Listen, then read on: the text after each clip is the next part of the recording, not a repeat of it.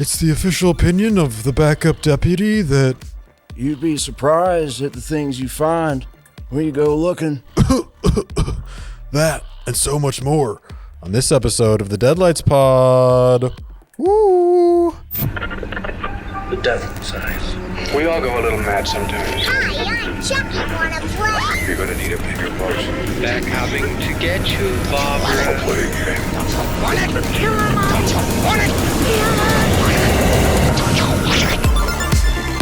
You so you can find live, dead lions.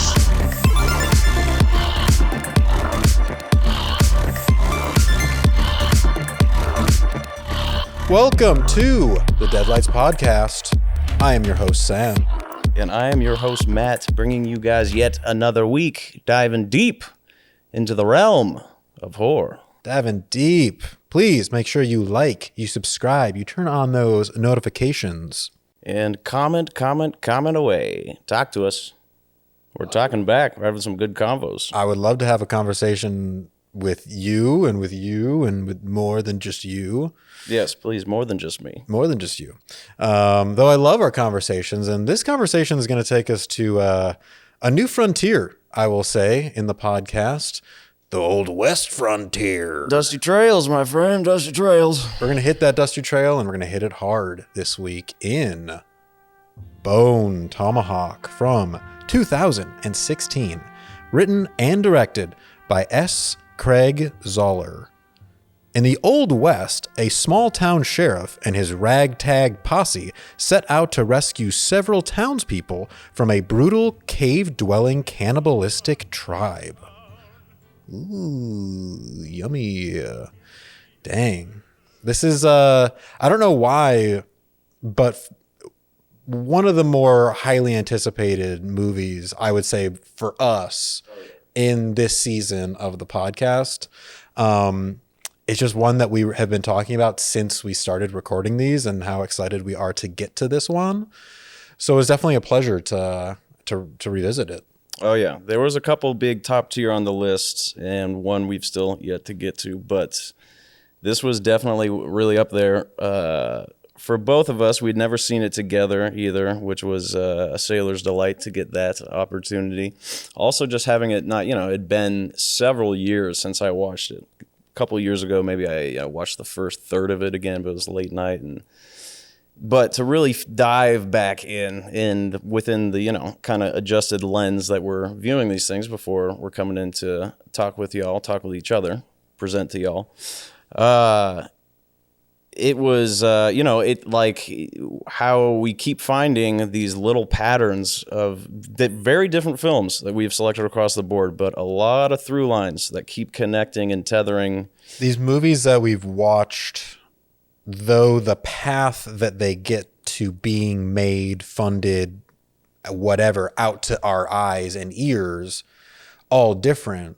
But the main thing that we keep coming back to is this complete driving force and passion that people have to rally around these movies to push them to get made. It was made by people who decided to forego opportunities within the system and make this movie under their own terms. And that is what's so important to me. When I look back on this film, that's what I take to heart, and what I remember the most is how this band of underdogs and misfits and great actors came together and made this phenomenal movie. So that ambition alone, insane. And then add all on the stuff that we will talk about, which is a shorter shooting schedule, a tiny budget. 2 hour plus movie. None of these movies that we've talked about previously, indie, low budget, first like breakthrough directorial role, really passion project, they're pretty tight, shorter window. This one had so much breathing room to it. And I think that this one, I will say mostly of the other ones too, like this is so about story and so about the characters. And that's what all the elements of this movie are lending it to. So it's going to be kind of interesting looking at that too, where we have a director and filmmaker who believes that that is the most important thing on a film set. And that's what they let shine. which is great. I don't know. Should we get into it? Yeah, because otherwise I'm just going to start talking about things that I shouldn't be at. Classic. We're just excited. We're excited to get into it. Let's open up the can. Yummy. In the old times, it was like actual tin. Yeah. Actual tin cans. They had to open up with like a knife. Yeah, or throw it against a stone several times. So let's start with S. Craig Zahler, the filmmaker, the writer and director of this film. I will say that this man is quite an accomplished artist. All around. There's so much, like, between writing screenplays, graphic novels. Writing is obviously the thing I'm most comfortable doing, and it's the thing I've done the most. I've written 51, 52 screenplays, and I wrote a lot of music criticism.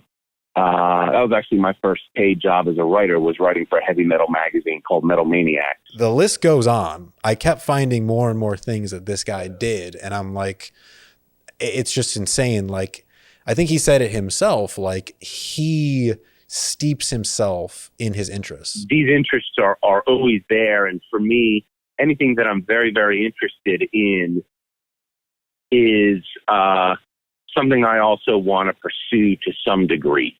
That's just the way I'm built, and the things that I'm interested in, I want to pursue actively. Well, and that's like the perfect individual to helm a project like this for. That's why you could like have a lot of certainty and trust. You know, again, him working with like these A-list actors. First time when we watched it separate, but we watched the same panel interview after a screening, and like them talk, like I think they asked him to, like, you know, were you kind of starstruck or anything with like Kurt Russell? The reality is there's no way this movie happens at all at this quality level without performers like this. It wasn't it wasn't overwhelming.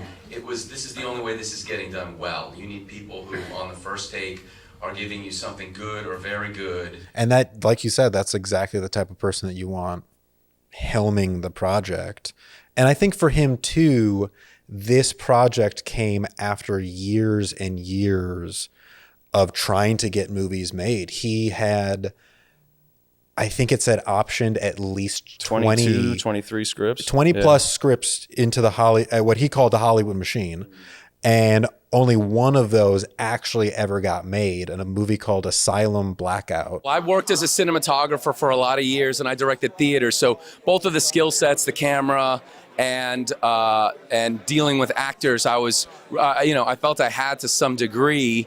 And in this case, it was a question of, after selling 22, 23 different pieces to the Hollywood machine and not seeing any of them get made, let me go make one myself. And I had a very clear idea of what I wanted it to look like. And then, you're counting on a bunch of great people to work with to actually pull something off like this in 21 days. It was just years of him getting close to one of his projects getting made.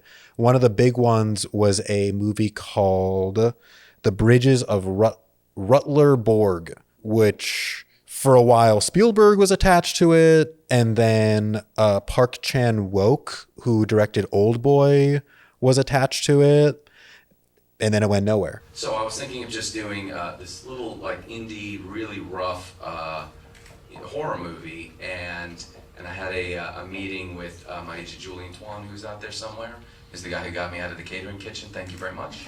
And Dallas Saunier, and we were talking about this movie. And at that time, I'd already written 4 westerns, 2 novels, and a screenplay called The Brigands of Rutler-Borg, which had really set off my career as a screenwriter. At least, making money as a screenwriter and kind of, writing theoretical movies that are never made. And so Dallas and Julian said, what if you do a Western? And I said, well, that's great. I probably can't put that on my credit card. Cycle of Hollywood kind of eating up these things that he worked so hard on. And yeah, all too well what it is to write a script. And you get to the final product of that, and we're saying you've churned out 23 of these at the high end, and not have any result. That's you got to persevere to really feel that you can cut through that continuous like kind of turn down or just not, you know, pick up and, you know, trust that you're going to have some work that's going to resonate. The beginning of me writing Westerns came from I went to a festival and watched 18, 19 classic Westerns, of which I thought about 6 or 7 were really good. So it was more the Western I wanted to see. It's like, well, this is the kind of thing I want to watch or I want to read that doesn't exist. And again, I have a deep appreciation for Westerns, and my approach to it is fairly different. But this is, I wanted a Western that was surprising, but you walked out of the theater, certainly my hope is you're thinking about these characters, maybe some of the mystery of the Troglodytes, but it's a character piece, it's an ensemble piece, and these guys really killed it. So this project, Bone Tomahawk, its inception came out of that frustration and him kind of just committing to himself, essentially, that I'm going to write a project and make it. His manager / producer, Dallas Sonier, and his agent, Julian Thon, got the script for Bone Tomahawk and absolutely loved it. Here's a movie that was financed entirely by European money, and Dallas Sonier, the producer, who is also my manager, because nobody in this country would actually kind of let us go with this and get behind it. We've been working with Craig for several years on other projects, and when we decided to make this movie, we set out to make specifically a Western on a budget, and we pulled it off. A lot of battles with a lot of different entities and just different versions of this movie. And eventually we got to this last one where Dallas put a lot of his life on the line, and some people outside of this country believed in the movie in terms of financing it, and we went and made it for about 1/6 the money we were told was the absolute minimum it could be made for. The reality was I knew how much Dallas had on the line, and I made a promise to him prior to making the movie that no matter what, there would be a complete movie at the end. So in terms of priorities, my second priority was make the best movie possible. My first priority was make sure no matter what at the end, there is something that cuts together that is a feature. They were just so committed to that script that they went off and decided to make that exact movie. S. Craig's exact vision. Yeah, no rewrites, no changes at all. They didn't cut a single thing out of it. Yeah, no notes, just let it be. When we signed on, we were 100% down with the script. So we just said, Craig, you are going to make this version. We're not going to take a line out. We're not going to take a page out. We're not going to take anything out. We will shoot it as is. And we literally did that. We shot every page, every line that was in the original draft, which is something we were proud of. But to be able to do that, Craig was really the linchpin, because when you go to make a film and you have a director who knows exactly what they want, exactly what they need for every single shot down to the T, it's easy to plan it. And so for us, even though we were very indie, I mean, as indie as you could get on a film like this, even with the great cast, everyone was working for the passion. They know, and seeing that, the length of it, it's like that could have been a huge concern right off the bat, and knowing, you know, what they were able to finance for it, the finance issues they ended up having. Being told that they had 1/6 of the budget, that this would maybe be possible. You know, they had like 1.6 or 8 million or something in total for everything. They're not going CGI route. We're doing all props, makeup. It was 21 days, averaging like 7 pages a day, which typically a long day on a film shoot is like five pages a day. So they were averaging 7. So yeah, but it took the driving force of S. Craig Zahler, and honestly, the power of the script. Like, I think that of the movies that we've looked at so far, this is the first time diving into the behind the scenes where I heard over and over and over again, this script was amazing. The first time I read it, I wanted to be part of this project because I thought the script was so good. I read it and just thought that it was incredible. I mean, I thought the language was so authentic. It had an authenticity to it, the entire world. The dialogue is so brilliant. I think the dialogue is just genius. Mr. Bruder just educated 2 Mexicans on the meaning of manifest destiny.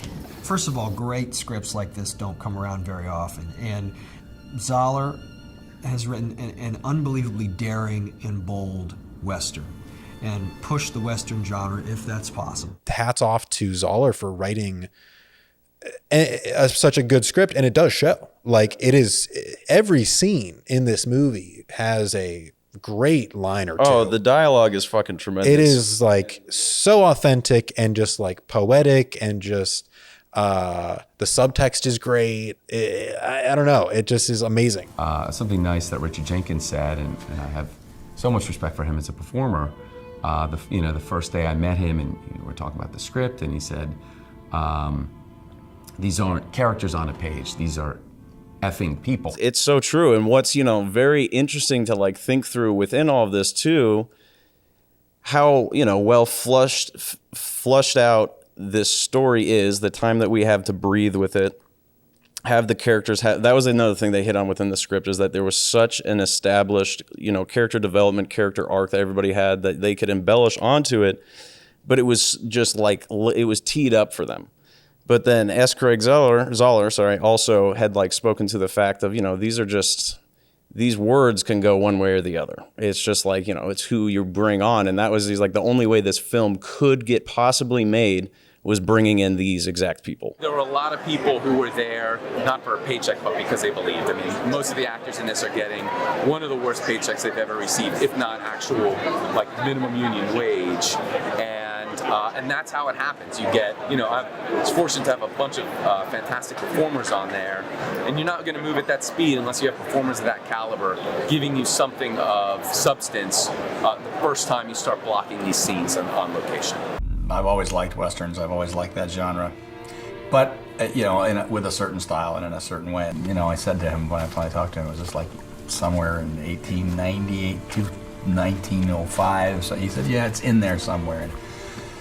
And I said, yeah, it's a great time, especially for a story like this. So that was my first exposure to it, and I responded to the screenplay right away. So interestingly, though, I know Kurt did read one of Craig's Westerns, Wraths of the Broken Land, which both he and Craig preferred over, I think, to the Bone Tomahawk story, but it was a much more bigger, embellished narrative that wouldn't be possible. I think Dallas asked him if he could make that, and he's like, no, I can't make this, but I can make a rescue story. And that spurred this 25, just under a month, he wrote Bone Tomahawk.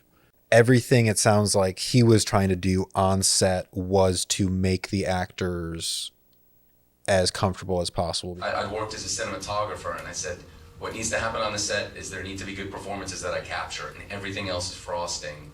And it's one of the reasons I stopped being a cinematographer. It's like, if the script isn't there and the performances are there, who cares if it looks good? And in general, I didn't want the movie to be really stylized. I wanted to capture the performances and get out of the way of it. I didn't need to tell people, look, I'm the director, I can do these nifty camera tricks. He was incredible to work with. He was so accommodating. We had he was so willing to take time out of the moment and sort of talk you through things that you were having difficulty with, or things that we were shooting for that he didn't feel like we were quite getting. He was incredible. He was amazing. I can't say enough good things about him as a first-time director. It was amazing. I don't watch playback. I actually sit next to the camera, so I have pretty much the angle of the camera, but I sit next to the camera or underneath the camera and just watch the performance. And if I see what I was looking for, then we move on. And some of that is casting the right people, and some of that is having time for rehearsal and it landing. With how he shoots it and with the pace of the film, it really does ground you in these scenes, in these places, in the town, on the dusty trail with these guys. You really feel like you're there. And I mean, with these conversations feeling so authentic and natural, and the performances then bringing that to life, I think it does really do a great job of making us as the audience feel like the fifth member of the gang that goes out. Had a bright hope. Yeah, dude, honestly. I was thinking so much of the same, and so much going back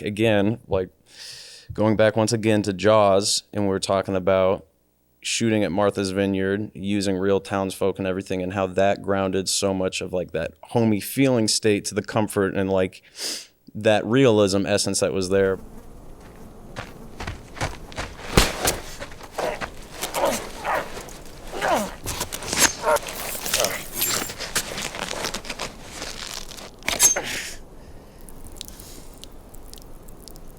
Why they always wet themselves? Just get on with the task.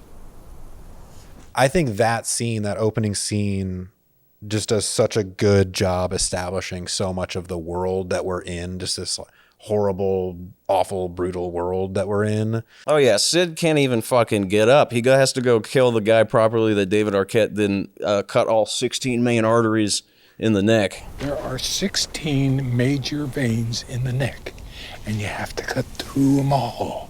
There ain't 16. Also in that first scene, we get a very much established of the sound effects that we have going on in this movie too, which are just like so in your ears. Yeah, viscerally. Yeah, audibly visceral. Yeah, Zahler talked about how he didn't want much music in this movie to make like an emotional response. So the replacement of that is definitely the sound effects.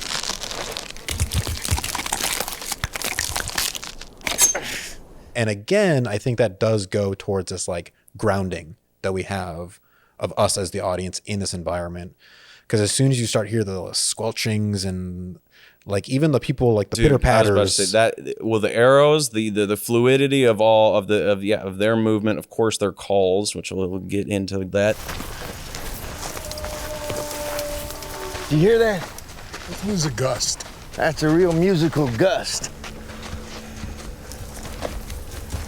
Is that us?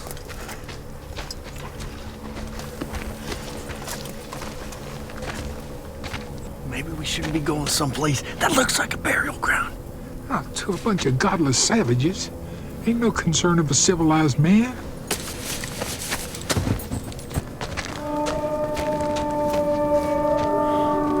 If that was a gust, then it learned an instrument. But one of the things I loved so much was the thumps. All when they're running around, and you're just like, oh fuck! And they're suddenly there, and he gets full tilt boogied real quick. Yeah, he's like ripping out his intestines. Yeah, gets a arrow shot. Yeah, gut rip. Pulled out, just drops to his knees. Done.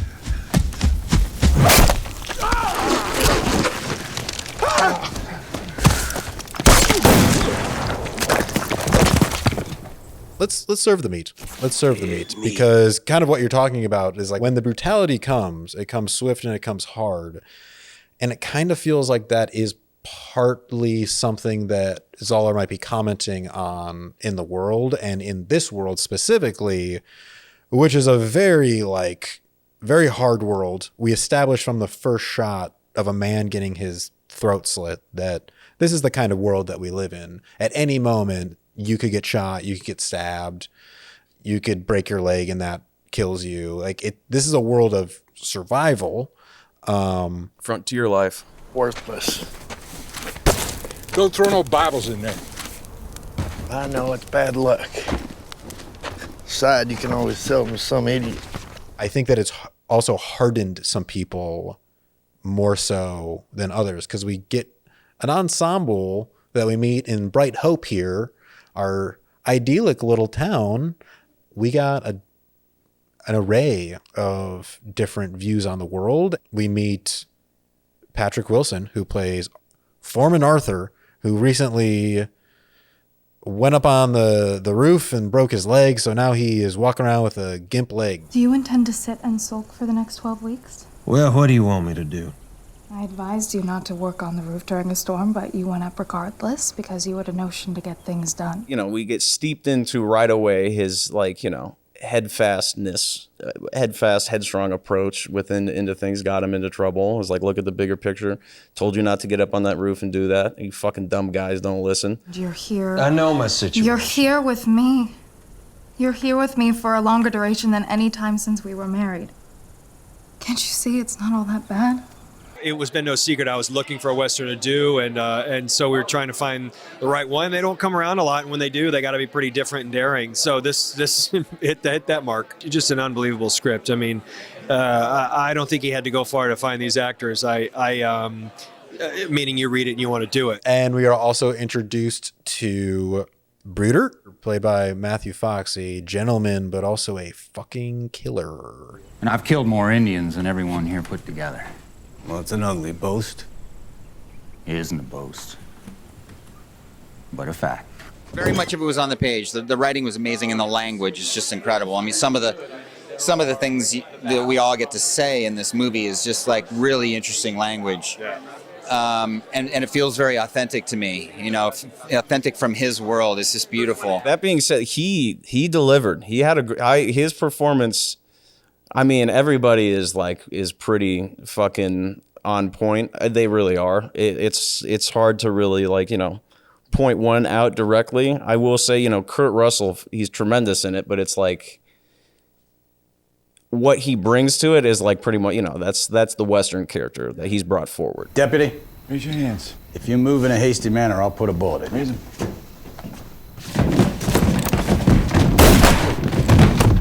You see it's like smacking of the mouth sometimes. He brings that into Hateful Eight as well. This whole established look, they said he came onto set with the beard and everything. They didn't ask for it. Richard Jenkins, old Chicory Doughback, was like, I'm shaving. Did Kurt Russell roll into set with that sculpted facial hair, or did you guys art direct that? He did. He came down. And I saw it and I said, I'm going to shave. I'm not going to. He's got to, as it were, being the sheriff, take the lead and take these guys on this trip. Or I should say, be the one that is theoretically going to have to make the call. He's going to have to make decisions. Kurt is that guy has a ton of personality and a lot of enthusiasm. He was the first of the people still involved in the cast. He was the first one to come on board, and he stayed with us throughout. And then, we're introduced to Kurt Russell, who plays Sheriff Hunt, and of course his backup deputy, Chicory, played by Richard Jenkins. Ooh, that tea smells gruesome. It's soup. Oh. I just liked him immediately, and we just got along immediately. And I get him. I get what he's doing, and he's Kurt Russell. It's like here's a man who worships Kurt Russell. I can play that. I can do that. I think it's interesting that we have these what will eventually become our band of guys that go off and do the rescue. And we have 4 different guys, very different perspectives, but they're all kind of idiots and fools in their own way. And that's another thing that I think that Zahler is kind of pointing out in this movie. Eventually what happens is obviously the Troglodytes, after David Arquette and his buddy desecrate their burial grounds. They come back looking for him and kidnap him and Samantha. And Nick. Don't forget about Nick. Mrs. O'Dwyer was abducted. We're meeting at the Learned Goat to talk about what can be done.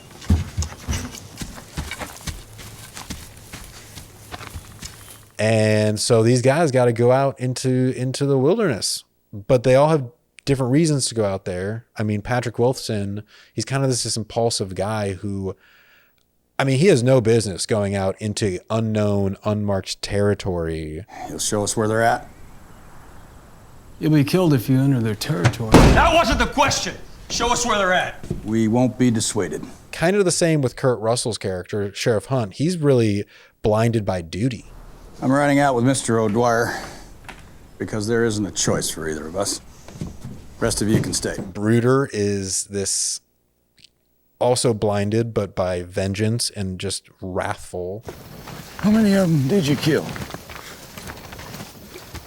Not enough. And then unfortunately, we also have Richard Jenkins, who's just kind of an imbecile, just in general, and he just blindly follows these guys because, well, I got to go where the sheriff goes. I'm coming. Nick's gone, and this is what the backup's for, to help an emergency, not stay back. I'm coming. Well, okay, so I'm going to push back a little bit just from my perspective with it, because initially, we get to that point, and it is very strongly brought forward at the, getting towards the end from Samantha, in reference to the Patrick Wilson falling off the roof was kind of like the overarching theme to a lot of these poor decision, poor moves. This is why frontier life is so difficult.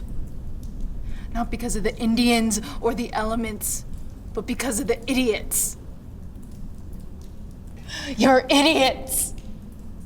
It was a mistake to leave the rocks. The sheriff is ultimately going to have to make a little bit of a sacrifice, but they still come through and are able to, halfway, or at least like the main driving force, getting back Samantha, complete what they set out for. And only took a couple of them, only lost half of the party technically to kind of glaze through things a little bit here. And a man had to be split in half, Yeah, I mean, that was part of the party that was taken. That was a little more gruesome, but... And that is something I was going to get to, because yes, these guys have no business going out into uncharted territory, facing things that they have no idea what they're capable of. But sometimes that's what it takes to get things done. Like sometimes the only hope is a fool's hope. Yes. And I think that is kind of the point at the end. Over in Mississippi, Nadine and I saw a cripple on crutches with one leg race a normal man and win. It isn't the same with a hurt leg. Well, I was just pointing out the possibilities. That, I think, is really, really the point of Richard Jenkins' character, is in the face of horrible, horrible death that they just witnessed. We still have a person that decides to look on the light side and look at all the different possibilities. I've been thinking a lot about that flea circus. Remember the one that come into Bright Hope? I remember. My wife said it was all a trick. They're just glued to some mechanical contraption, that moves on its own, like a timepiece or a wind-up. I think it was real. I believe those fleas are alive and talented. He has that great flea circus speech. He decides in the end that the fleas are alive.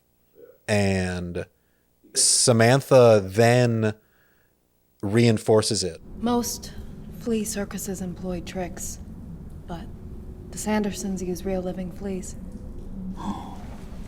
I knew it was authentic. That's a moment of her being like, we can't snuff out the people with these kind of lights, because this is where like hope comes from. The fool's hope, and that's okay sometimes. So yeah, it's necessary. Dude, I love that moment so much. Jenkins did say, not that he was like so nervous, but like how, pressured and quick all the shoot days were. It was right towards the end that giving that monologue and stuff was, one of the bigger ended ones to want to make sure he nailed. Well, I think he's genuine. He's a good man. He's a loyal man. He'd do anything for the sheriff. He's a fair man. And he asks the questions that nobody else asks. That maybe people are thinking, but nobody else asks. He just, there's no filter. He just says it. It just comes out of his mouth. Something that Zahler talked about, I can't remember where I read this, but with the Brooder character being a bigot, and a killer, and also O'Dwyer being so religious, we have him talking to God multiple times through the movie. You watching? You seeing all this? This is what I prayed my whole life for. For help right now. He likes to put different people in scenes together so we can have really rich, interesting conversations. It makes it feel more real. It makes it feel more 3D, like a real reality where you have a bunch of people that, you wouldn't agree with some of what these people are talking about or what these people are about, but it kind of makes it more of like a real world. I guess a lot of his stories, books are big ensemble pieces for that reason alone, because he likes to bring in so many different perspectives in stories. Yeah, and let those intermingle and play out. And there was definitely a lot of back and forth between O'Dwyer and Brooder. I definitely like dealing with male friendships.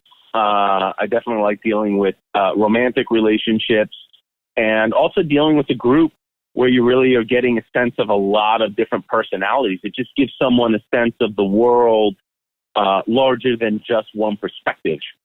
So that sort of stuff comes out of working with ensembles. And definitely a struggle between Bruder and Chicory. Chicory was having a really tough time with how Bruder was acting. Yeah, I mean, he slays Kenny Powers' brother down out there. That's Kenny Powers' brother? Yeah, that's the son of Don Johnson, or Kenny's dad in Eastbound. Oh man, he becomes such a lovable character. See if you can salvage the fire. Damn you! We need to pack up and make a cold camp somewhere else, someplace defensible. If you want to question my morals, do it later. There aren't any to question. When Bruder lays that down, in just like how unnecessary it was, and then, but yeah, everybody has like this moral ambiguity. It's like, we, don't question my morals now. We're all on a mission together. We're all like very different perspectives, walks of life. This is going to intermingle and clash. We're going to have different perspectives of how we should go forward with this. And that's why we do get the Bruder character being the way he is. At least we do, like, they try and, humanitize it a little bit more versus it just being like bigotry. There is aspects of that, but it was rooted in an experience from his childhood, losing his mother and sisters, or just sister. Why do you hate him so much? You should ask my mother and my sisters. I'm alone, old man. Thing like that makes a considerable impression upon a 10-year-old boy. Would you like to get into the cook of this meat? Absolutely. Because one of the things that you just brought up, which I was going to bring up in this section, was the pace.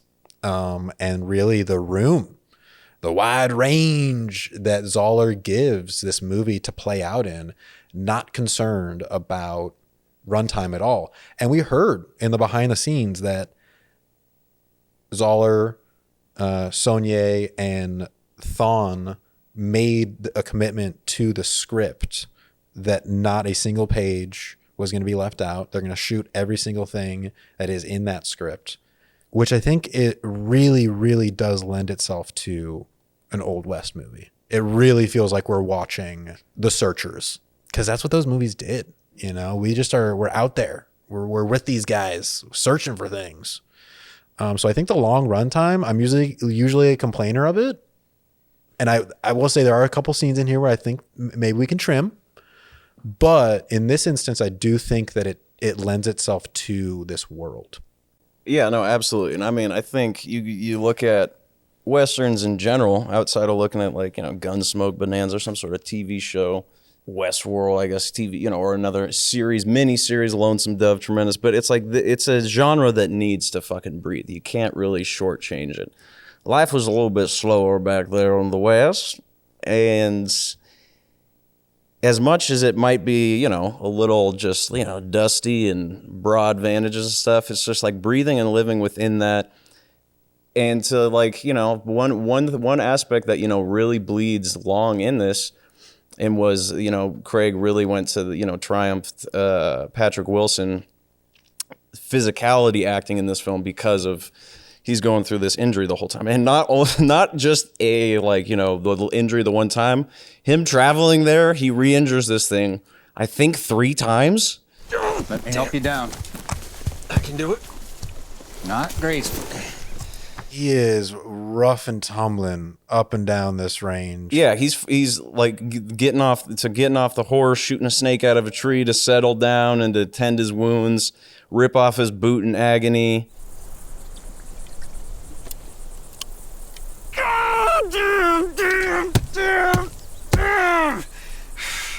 Like, he's just fucking really going through it, and in excruciating pain that really resonates, that you can fucking feel for this guy. And we get a lot of slow, we're just slow, stuck with him, paced, moving around, and being stuck with him, going through that, in the perseverance of knowing what he's, what he's fighting for, the love of his life, and just like what that determination will, what you will go through to get to the means to the end of what he needs to do. And again, this is where I'll highlight Patrick Wilson's performance.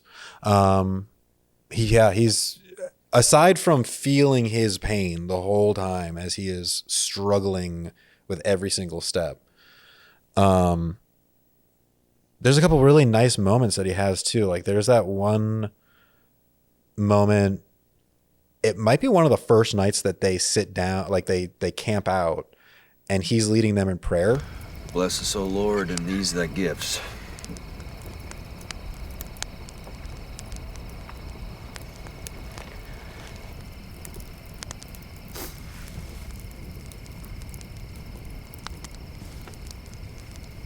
He doesn't say much. It's not like a big speech or anything, but it's just like one of those moments that feels very real, and everybody kind of just moves on from it. Great Wilson, honestly. Really, really great Wilson. Great Wilson. And he was super stoked, as was the other cast members, to be in this movie. I mean, when you're on a horse next to Wyatt Earp, you feel pretty cool. I mean, that's kind of why you do it. I mean, no offense, guys, but I mean, come on. One of the first days of shooting, when we were in the little town, and we walked into the little town square there, and Kurt started laughing, and I said, "What's so funny?" He goes, "I worked here like 50 years ago." And I thought that was so cool, because that set of that town has been in everything with like Gunsmoke and Bonanza, right? I mean, I wanted to highlight the Paramount Ranch again because that's a cool find that they got. I originally thought maybe they built it, but it was just one of those ranches that's in the back lot of Paramount that you just put different facades on and deck it up. We actually figured out a way to make the entire film in essentially what is 2 locations. So we found one massive ranch outside of Los Angeles, about 90 miles away or so, and we literally shot the whole movie there except for about 5 days of the film. Awesome location that they had to sprawl out and utilize, make the town of Bright Hope, and again, on this small shoestring budget of only $1.8 million.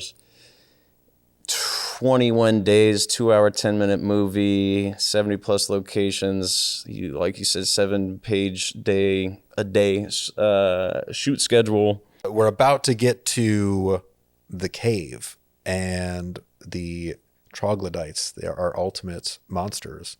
you're afraid of your own kind? They're not my kind. They're a spoiled bloodline of inbred animals who rape and eat their own mothers. Well, what are they? Troglodytes. A man like you would not distinguish them from Indians, even though they're something else entirely. That sequence, now that we're kind of there at the cave. Yes, let's get into the cave, shall we? Holy shit. Should we get into the thrill? Yeah, the thrill of it all. Okay, because, we get to the cave. But even before we're up in the cave. Totally. We're at the base. Getting to the cave. At the base of the cave. First of all, we're approaching and we're hearing some horns. You hear that? Just wait a second. Yep. Oh, I thought I was imagining that. This horn, this whistle that we're hearing turns to be animal bones that have been like implanted into all their throats. And so, it creates this like whistling guttural, deep guttural, but with like a piercing, echoing like call. It's very deep and then just fucking piercing at the same time. And the first time hearing that too, like the first time seeing this movie back when it came out with the boys, that was like, I was so excited by that. I'm like, that's creepy, scary as fuck, but I'm like, this is awesome. Like, what the fuck is that?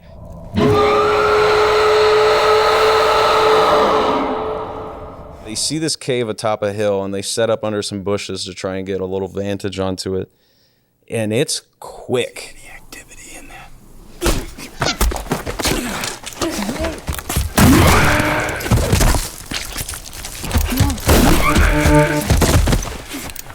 Supply me with dynamite. And don't return until I've used it. And then anyways, his sacrifice is to no avail. He's like, give me all the TNTs, I'll blow up as many as I can. He doesn't even get a lick off. And you just see the bone tomahawk come at him. Jenkins and Russell get overthrown by the Troglodytes. They take out like 1 or 2, they get knocked out. And then, we're up in the cave. We see Samantha and Nick in one pinned up part of the cave, and the old Chicory and Franklin Hunt, Sheriff Hunt, were cattled into the other, where Samantha is coherent, seemingly not that bad. She's like, Deputy Nick he's going through right now. He's not doing so hot.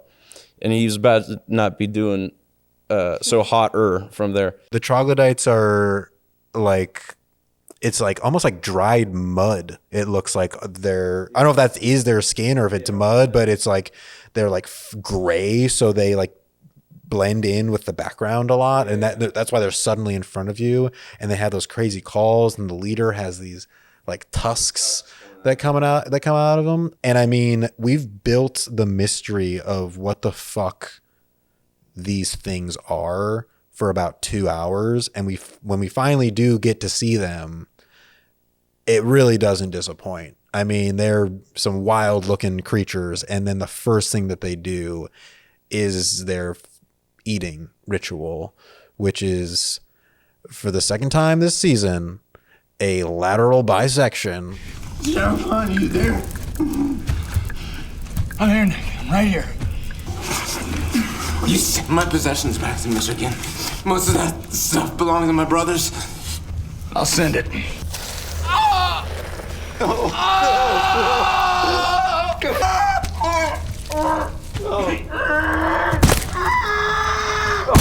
And with one of their bone tomahawks, they just start hacking away. And they give about 3 or 4 hacks, and then they just take limb to limb, pull apart. And just like kind of like with his foot kind of kick it open so all the intestines like fall out. And ow. You know, Kurt Russell is looking with like this like bewildered compassion the whole time, just like for Nick's suffering. Old Chicory Doughback can't fucking, oh no, my God. He's like crawling back into the cave. What the fuck did I just see? Oh, that poor sweet baby. He can't handle things like that. No. Not, you know, he's already lost his sweet wife, sweet tender wife. And it is, again, going back to the impact first time seeing this film, watching it with my buddies. I remember living in Buena Park here 10 years ago, essentially. 9. At that moment, it was all of us were like jaw dropped. I hadn't seen Terrifier yet, so this was my first experience with a halving of this bilateral halving upside down, and it was just, we were all bewildered, looked across at each other, just dumbfounded. And as gruesome as it is, it was like kind of, we were like, is that what we saw? And having to rewind, go back, witness that again, as fucked up as it was. That is what we saw. Yeah, we definitely saw that. Oh, right. God. It is something else. And we get a few more great marks from there. From there, we get the devise of, we got some opium with us, so let's try and trick them, get them to drink some of this, try and take down a couple more numbers of them. Kills one of them, they figure it out, they come back pissed as all hell, bring them out. Kurt Russell is trying to fend and fight off, and he gets knocked to the ground, and then they lacerate his stomach, pull out the flask that after they had drank it 30 minutes, whatever, prior, they had thrown into the coal fire pit that is between the two imprisoned areas of the cave, and pull open that fucking incision and just shove it in there like a little pocket. Jim!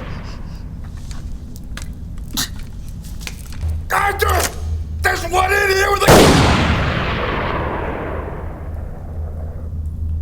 We get Patrick Wilson. O'Dwyer shows up, crawling his way in, shoots a couple more down. And Kurt gets a beheading in.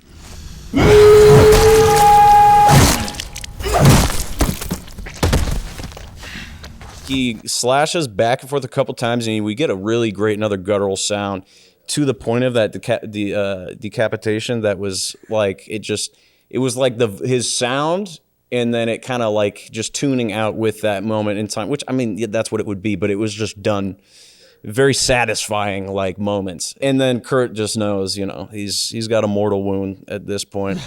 You gonna make it, Sheriff?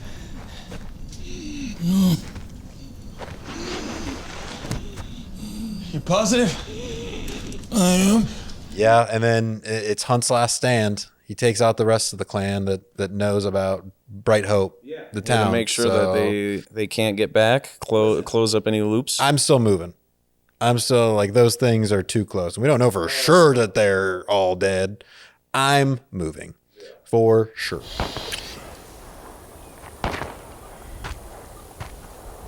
Those gunshots? They were. Something that Zahler talked about too was like, he never went into this specific script wanting it to be a horror movie. This is his take on a Western. That was the genesis of this. I really adore the genre, and of course it's probably the single hardest thing to get done. And a lot of the push was always promoting the horror angle of this, which is obviously there. But for me, if I was making a horror movie, the bottom line would be to scare people.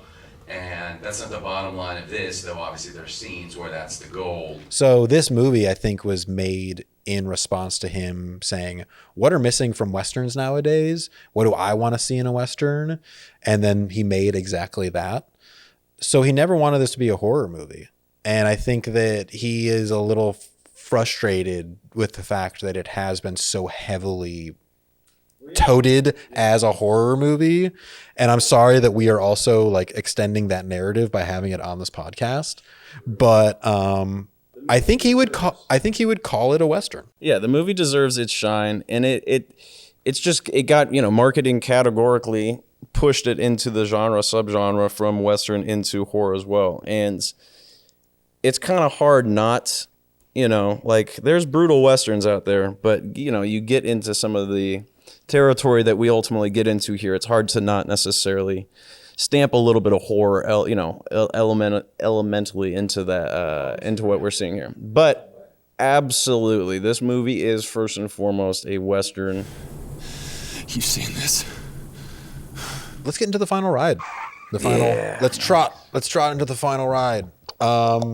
And in the meat, we were talking about how this movie is somewhat about a fool's errand, about going out and doing something that everyone is telling you shouldn't do or can't do. And quite honestly, that is a theme with the behind the scenes of this movie too. Going into the process, I would be repeatedly taken aside by different crew members, the assistant director, the cinematographer. Everyone would take me aside at some point and look at me and say, there's no way we're ever going to be able to do this movie in this amount of time. And I'd say, we'll be able to do it. And I'm not going to cut anything down from the script or change anything until we're failing. And if we're failing, I'll adjust as we go.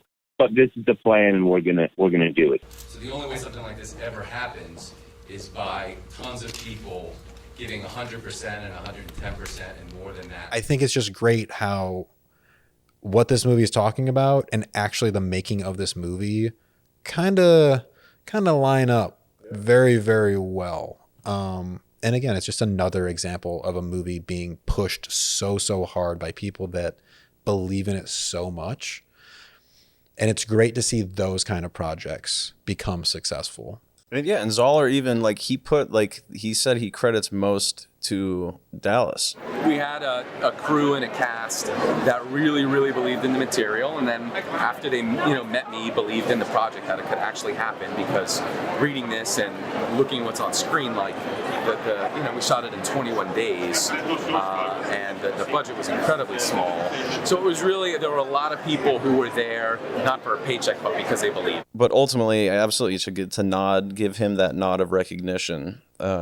Was a testament to how much, again, it was an everyman in their position, helming it to the best of their ability and amassing people they trusted and committing to the passion of the project.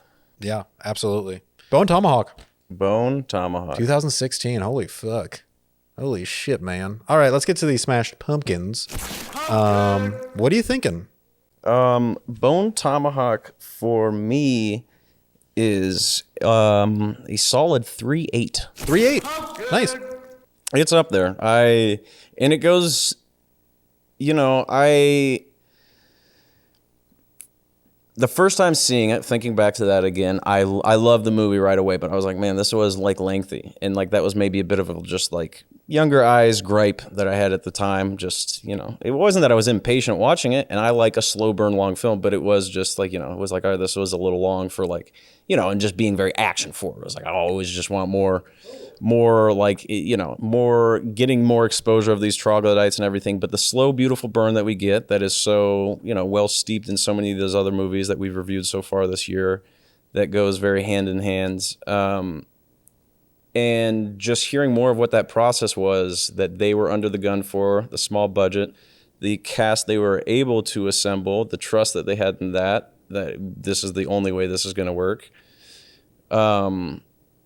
It's really, few things that I could like, I could almost really just go to a solid 4 across the board. But yeah, it's, I only have, as I'm only going to find deeper appreciation for every movie that we kind of cut further behind. Yeah. But this one really, it was as excited as we both were. It paid off in dividends. Yeah. No, as we've gone through this season and got more and more, I honestly better, I think, at studying these movies and, finding the behind the scenes bits and really like figuring out what the story of these movies are, not just the story of the film, but like the story of how these movies are being made.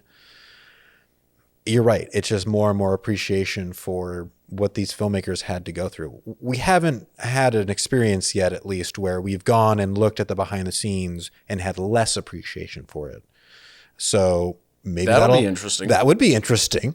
I don't know. I really hate this movie now. God, fuck this movie. And I think I'm going to go with a solid 3-3.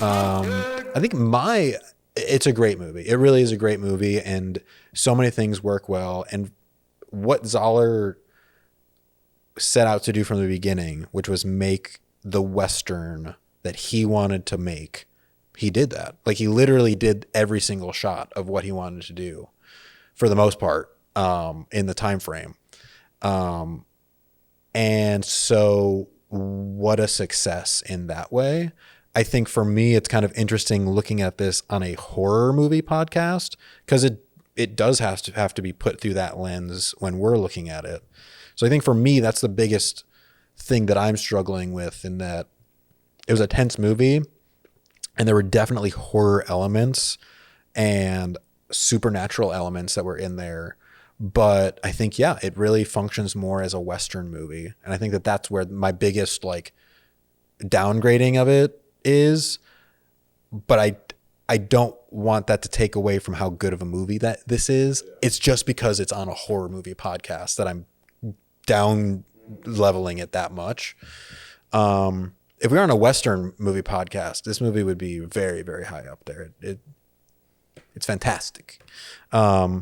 But yeah, so I think that's where I'm going to land with it. And I will say my Creepiest Kitty award goes to, it's got to be Sheriff Hunt's death. I think the obvious one, there is the obvious one of the lateral bisection. But I think there is something to the just like rawness of the effect that they achieved with like cutting open the belly and just like shoving it in there. It's just like, it just happens so fast. And I think for him too, like for the character, he doesn't even realize he gets cut open at first. It isn't until they shove in the flask that he realizes that he's being mauled. Just a very painful effect to look at. Yeah. And so, I'm not going to go with the lateral bisection either, just because if you guys have seen this or if you've not seen it, when you see it, you'll understand.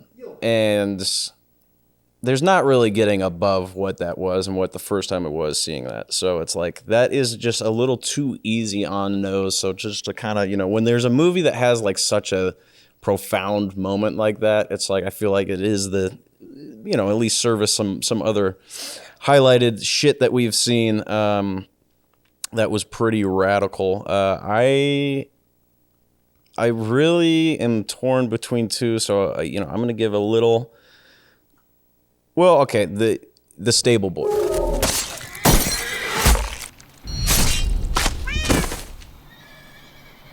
how fast it was. These 3 things that you see happen, including like start of the intestines getting ripped out as he's just drawn in, and then how they find him laying there. But Patrick Wilson, when he kills one of them and cuts the throat piece out, and then kind of loosely wipes it off, and then blows into it.